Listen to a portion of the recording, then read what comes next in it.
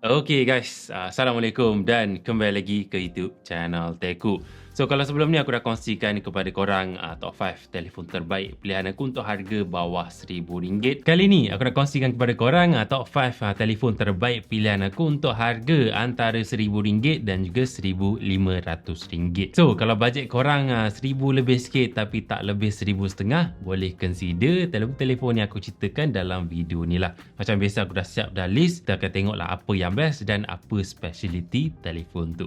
Satu persatu, okay? Let's go!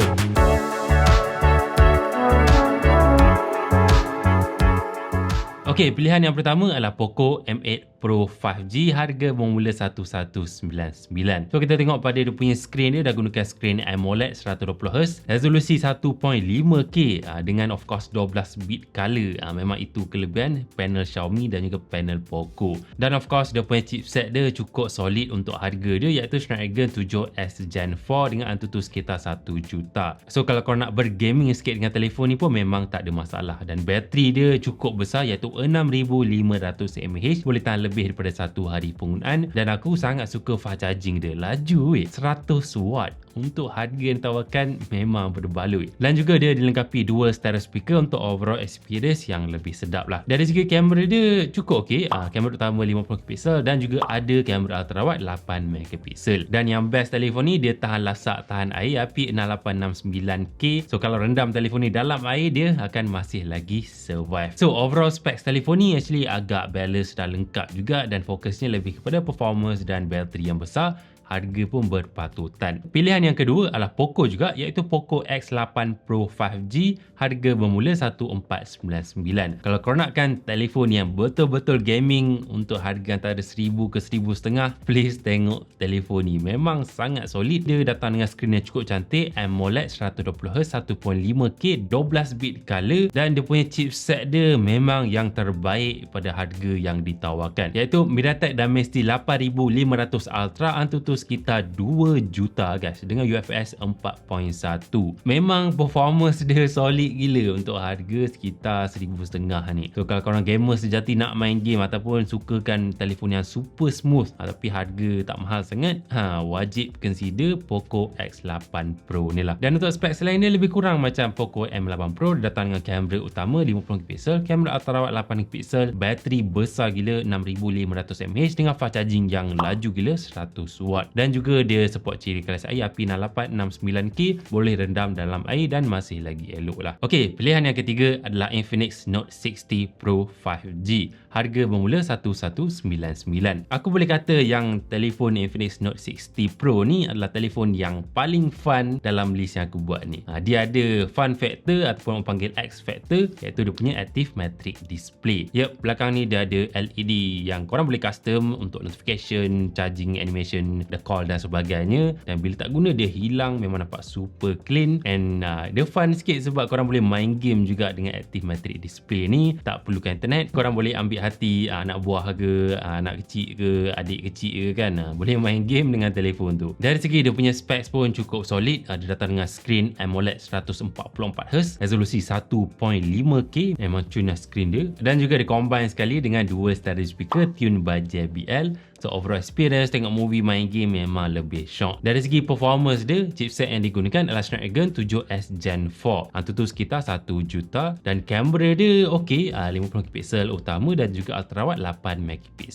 Bateri pun actually besar juga macam Poco tadi, iaitu 6,500 mAh dengan fast charging selaju 90W, dan dia adalah the only one dekat list ni yang ada wireless charging capability, iaitu sehingga 30W wireless charging. So korang boleh tengok yang Infinix Note 60 Pro ni, specs dia boleh kata yang paling lengkap, paling balance, ada fun factor dan juga ada pilihan warna orange. So antara yang terbaik dalam list ni. Aku sangat suka telefon ni. Okey, pilihan yang keempat adalah Tecno Camon 50 Ultra, harga bermula RM1,399. Okey, telefon ni kan, dia ada satu speciality yang tak ada pada telefon-telefon lain dalam list ni. Tapi speciality ni kita cerita kejap lagi. Nak cakap dulu pasal dia punya skrin. Skrin yang digunakan adalah skrin AMOLED curve melengkung 144Hz dengan resolusi 1.5K. Dan juga bateri dia besar juga. Berapa bateri dia? Sama macam 33 sebelum ni, iaitu 6500 mAh. Cuma fast charging dia tak selaju yang lain lah, iaitu 45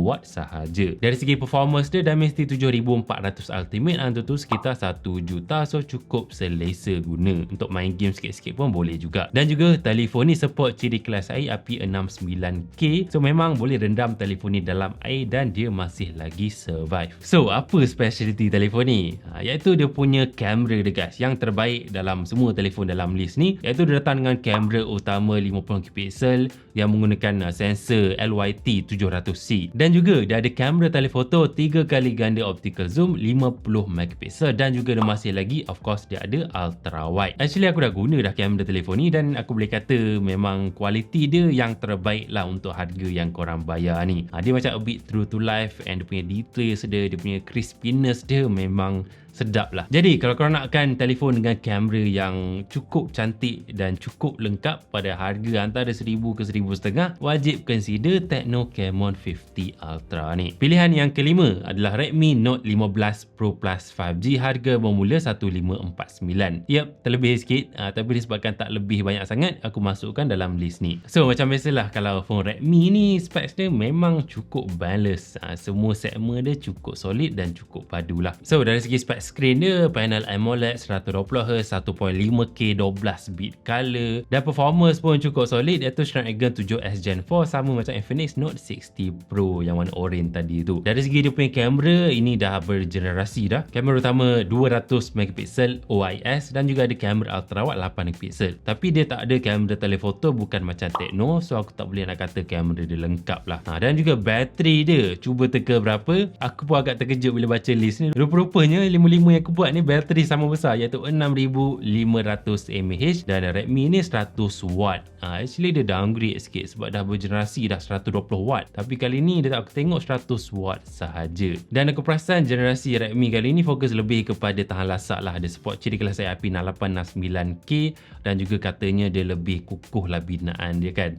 Sebab itulah dia dapatkan Duta Jojo, baru keras sikit. Cuma aku perasan dia tak ada berikan extra warranty untuk cover retak skrin depan belakang ke apa, dia tak ada lah. Jadi kalau korang nakkan specs yang balance harga RM1,500, bolehlah tengok Redmi Note 15 Pro Plus 5G. Jadi guys, itu sahaja 5 telefon terbaik pilihan aku untuk harga antara RM1,000 ke RM1,500. Disclaimer sikit, korang kena tahu yang phone-phone Poco ni dia cepat habis tau, sebab dia terjual dengan sangat pantas, permintaan banyak. So mungkin korang akan jumpa, ataupun mungkin korang susah nak cari sikit lah. Apapun, semua list untuk telefon yang aku buat ni aku letakkan di description box di bawah. So itu saja. Like video kalau korang suka, dan subscribe YouTube channel aku kalau korang suka video macam ni. Dan jumpa lagi lah pada video yang akan datang. Aku akan buat satu lagi video 5 terbaik untuk antara RM1,500 ke RM2,000. Kalau korang budget banyak macam tu, boleh stay tune. Okay, jumpa lagi. Stay safe, hati-hati, stay safe.